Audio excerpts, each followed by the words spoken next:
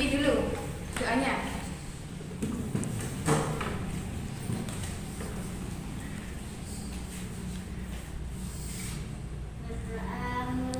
Bismillahirrahmanirrahim. Raditu billahi rabba wa bil islami dina wa bi Muhammadin nabiyyan wa rasulan. Rabbi zidna ilma warzuqna fahma. Amin ya rabbal alamin. Alhamdulillah, pada hari ini kita masih diberikan kesehatan, kekuatan, sehingga kita dapat mengikuti pembelajaran pada hari ini. Sebagai bentuk rasa syukur kita kepada Allah, mari kita sama-sama mengucapkan hamdalah. Alhamdulillahi rabbil alamin. Sebelumnya Ibu absen terlebih dahulu ya. Naila, Alif, ada yang nggak masuk? Nggak ada ya, semua ya. Nah, pada pertemuan kemarin kita sudah membahas tentang gerakan pembaharuan Islam.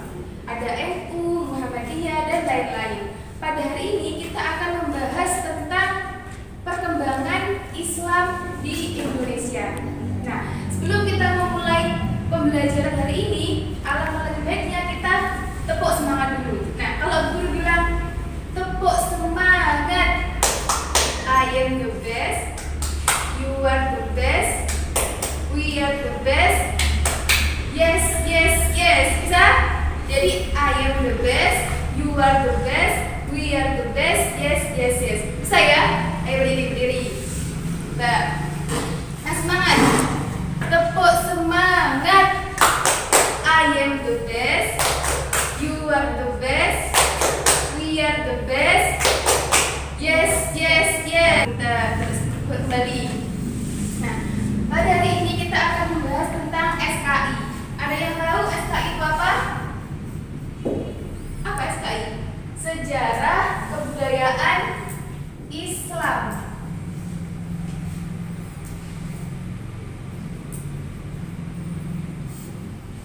Nah, pada hari ini kita akan membahas sejarah kebudayaan Islam yang membahas tentang perkembangan Islam di Indonesia. Apa yang kita bahas? Tentang bagaimana Bu Islam itu kok sampai di Indonesia? Siapa yang membawanya? Nah, kita akan membahas tentang itu. Nah, sebelumnya kita akan membahas terlebih dahulu bagaimana kondisi dari masyarakat Indonesia sebelum datangnya Islam. Nah, ada beberapa kondisi. Yang pertama yaitu keyakinannya. Indonesia sebelum Islam datang itu mempunyai banyak keyakinan. Ada Hindu, ada Buddha. Hindu-Buddha itu seperti yang di Bali, tahu kan? Yang pakai kebaya, terus pakai apa bahasa Jawanya? Pakai sewe, itu namanya Hindu. Kemudian ada kepercayaan animisme dan dinamisme. Ada yang tahu animisme dan dinamisme? Ada yang tahu? Animisme itu masyarakat Indonesia mempunyai kepercayaan kepada makhluk gaib, kepada roh-roh. Zaman dulu masyarakat Indonesia itu percaya kepada roh-roh atau makhluk gaib. Kan dulu di Indonesia itu nggak seperti sekarang. Kalau sekarang kan banyak rumah, banyak lampu. Kalau dulu nggak ada. Dulu itu masih pakai, bahasa Jawanya pakai damar tuh loh, pakai oblek. Nah itu. Kemudian rumah-rumahnya ini nggak seperti sekarang. Sekarang kan sudah padat ya. Kalau dulu masih kayak hutan kayak gitu. Makanya banyak sekali roh-roh dan makhluk gaib. Nah itu yang dipercayai oleh masyarakat Indonesia. Nah, lalu bagaimana Bu? Kok pemerintahnya itu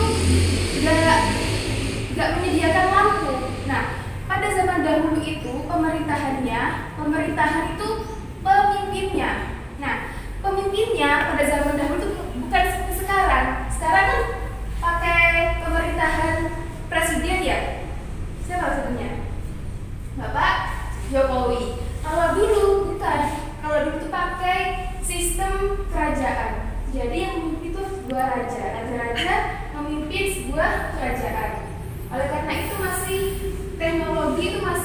ada, tidak seperti sekarang. Lalu bagaimana Bu sistem pekerjaannya atau ekonominya bagaimana?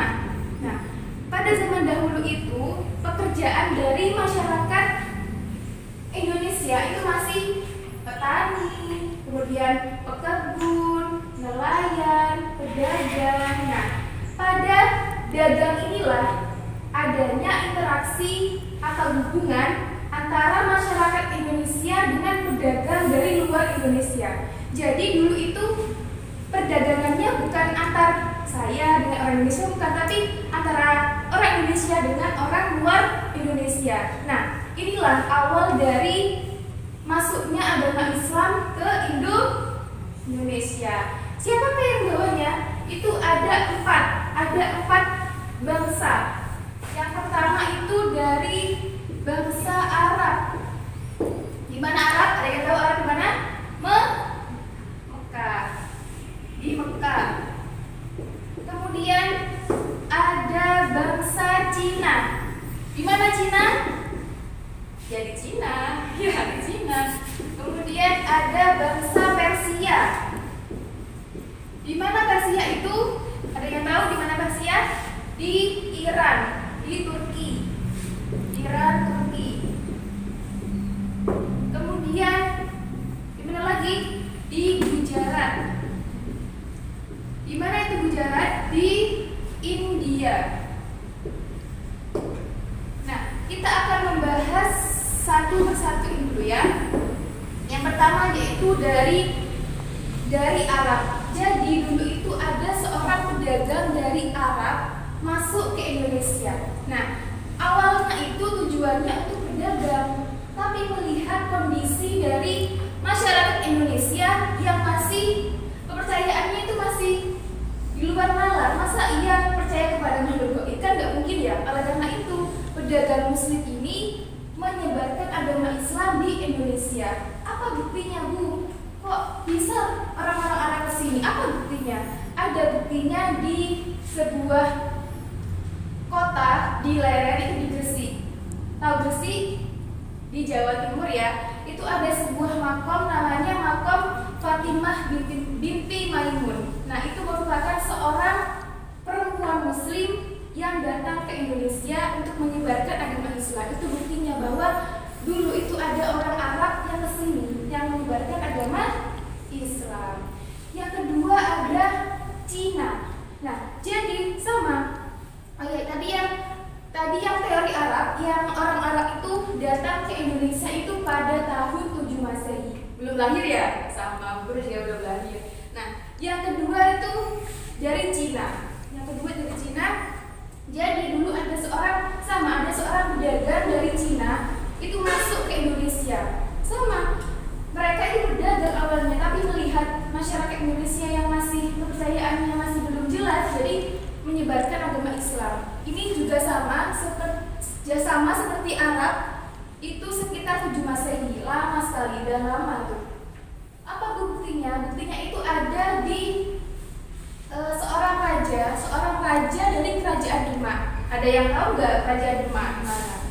Demak di Jawa Tengah. Itu ada namanya Raden Patah. Nah, Raden Patah ini merupakan keturunan Cina.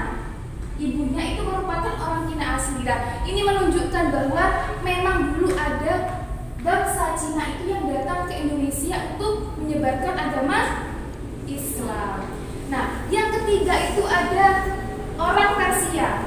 Orang Persia itu dari Irak, dari Turki, Timur Tengah sana itu yang jauh. Nah, sebelah situ itu datang ke Indonesia itu setelah Arab dan Cina. Itu sekitar tahun 13 Masehi.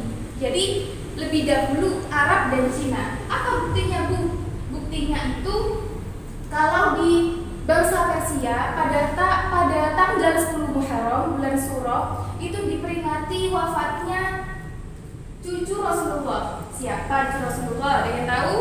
Hasan Husain itu meninggal oleh orang Persia itu diperingati 10 Muharram. Sama orang Indonesia juga, khususnya Jawa. Jawa itu memperingati 10 Muharram dengan apa? Dengan membuat bubur suro. Ada yang tahu bubur suro?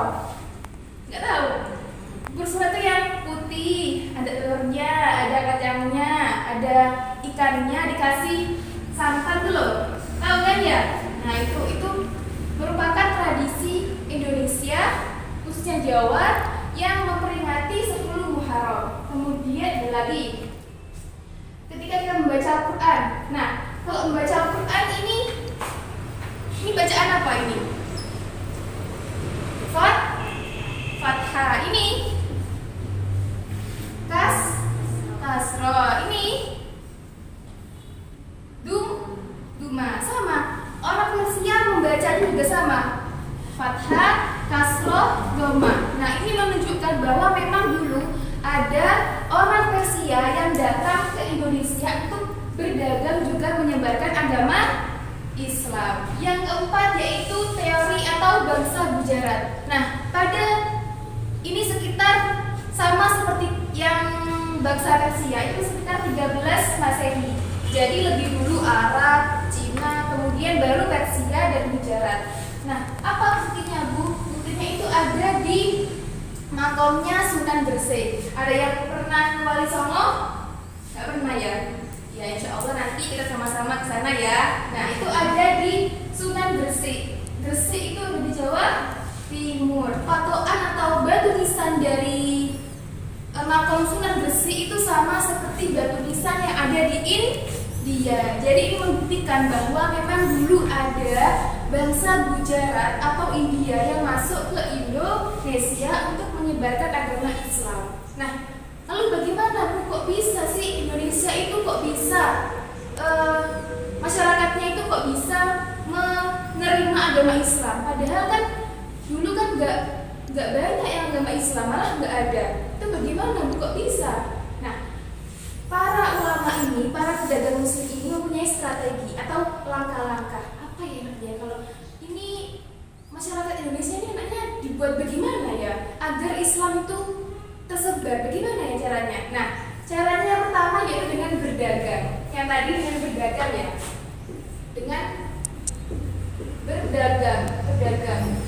Nah, jadi ketika orang-orang dari bangsa yang 4 tadi itu masuk ke Indonesia itu dengan berdagang. Jadi dengan berdagang mereka itu menawarkan, ini loh Islam itu damai, tidak ada kekerasan. Yang kedua yaitu melalui jalan pernikahan, yaitu pada zaman dahulu para ulama itu menikahi dengan putri raja. Jadi ketika menikah itu nanti seorang ulama ini akan berdakwah kepada keluarga dari si perempuannya.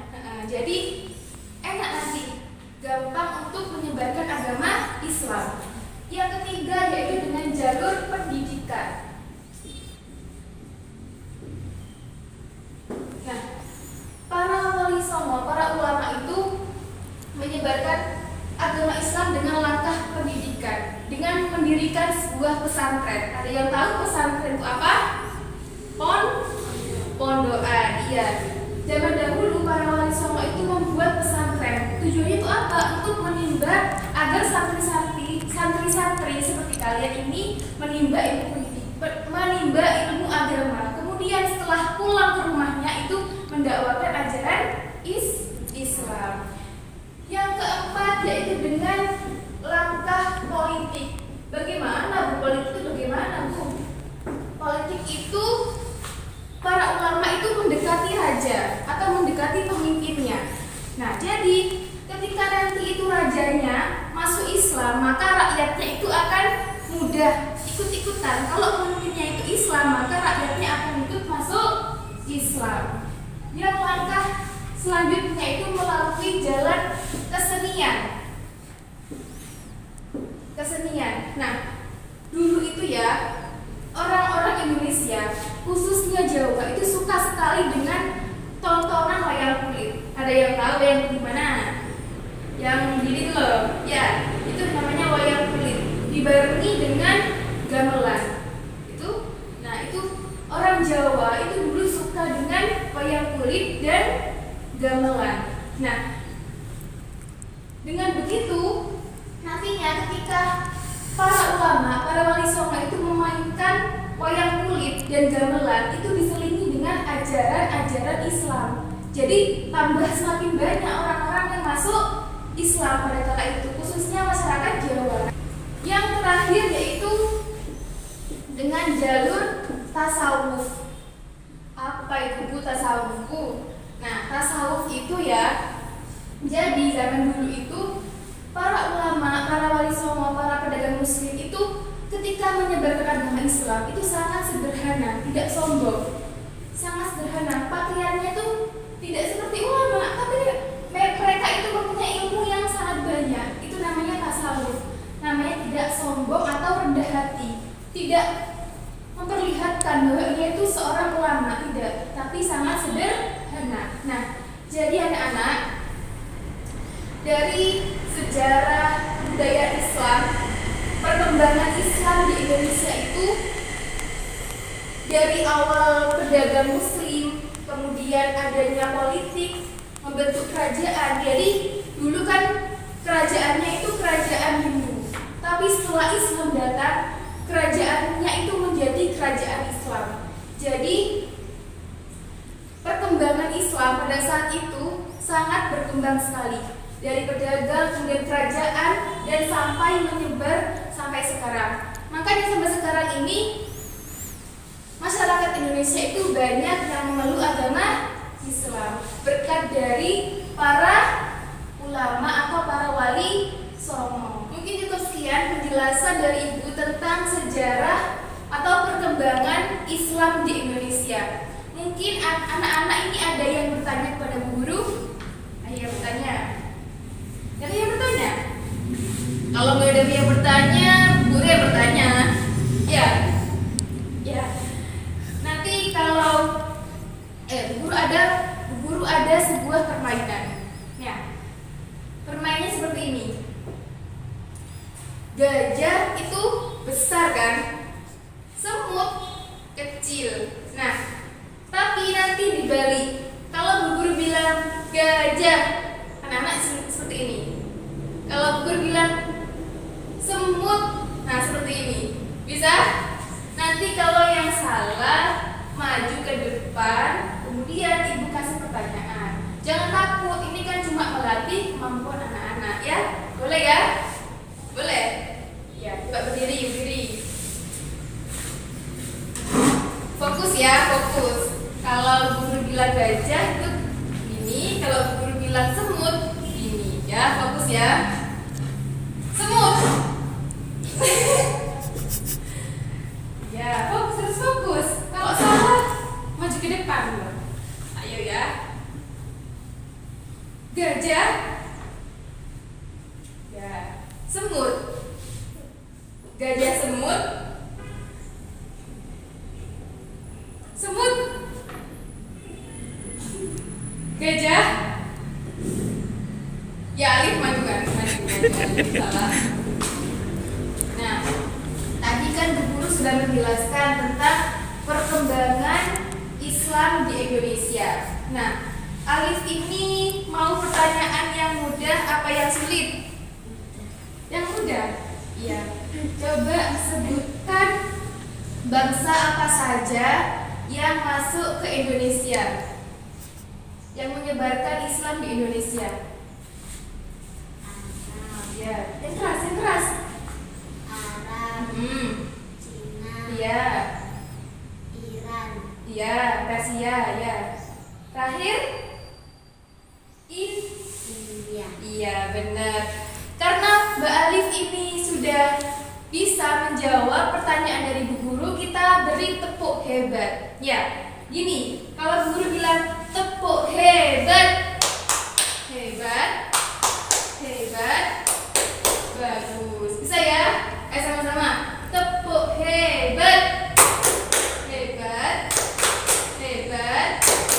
bagus. Nah, karena Mbak Alif sudah bisa menjawab dari Bu Guru, nih, kasih hadiah ke Mbak Alif. Dan kembali lagi. Nah, jadi anak-anak, kesimpulan dari perkembangan Islam di Indonesia itu, kita sebagai pelajar harus mencontoh apa yang dilakukan oleh para ulama dan para wali songo. Beliau ini menyebarkan agama Islam dengan semangat, tanpa menyerah. Nah, itu kita harus meneladani. Kita sebagai pelajar, sebagai siswa siswa harus semangat dalam belajar, dalam menjalankan perintah Allah seperti sholat, kemudian seperti puasa. Yang rukun Islam itu ada 5. Apa saja? Syahadat, sholat, puasa, zakat, haji bagi yang mampu. Nah, kita sebagai pelajar harus bisa menerapkan rukun Islam karena kita kan orang Islam. Iya, benar kan, orang Islam kan? Jadi harus bisa menerapkan ajaran-ajaran Islam. Sebagai bentuk kita menghayati perjuangan dari para ulama dan para wali, para pedagang muslim, kita nyanyikan lagu Ilir Ilir. Tahu kan ya, itu karangan dari Sunan Kalijaga. Ayo sama-sama ya, keras ya. Ayo.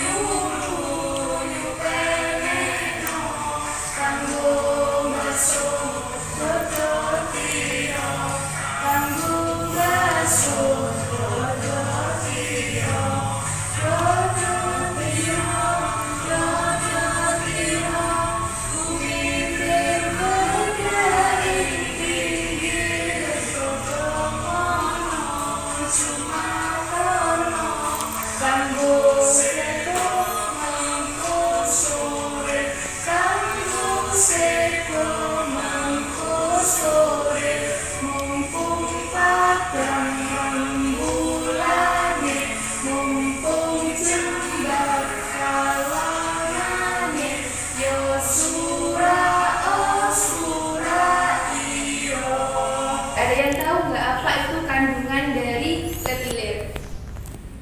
Tidak tahu. Jadi kandungan dari tembang Ilir itu adalah kita sebagai umat muslim diharuskan untuk menjalankan yang tadi, rukun Islam yang 5 tadi.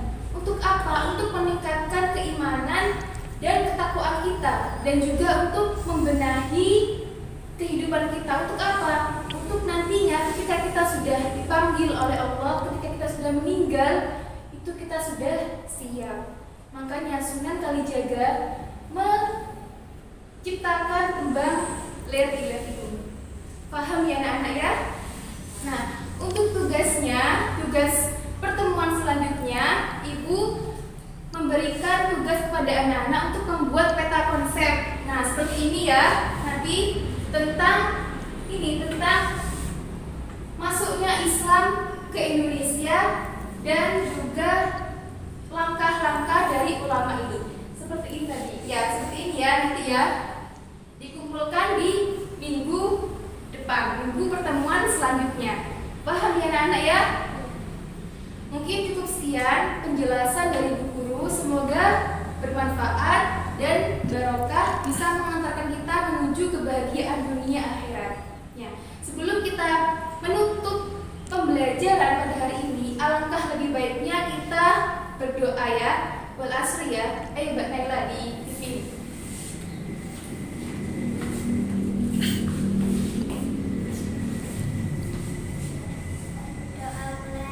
Bismillahirrahmanirrahim. Wal asri innal insana lafi khusri illa alladziina aamanu wa 'amilus shalihati wa tawassaw bil haqqi wa tawassaw bis sabr. Walhamdulillahi rabbil alamin.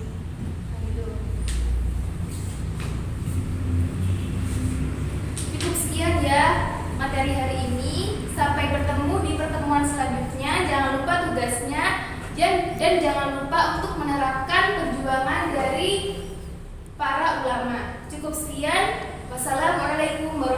warahmatullahi wabarakatuh.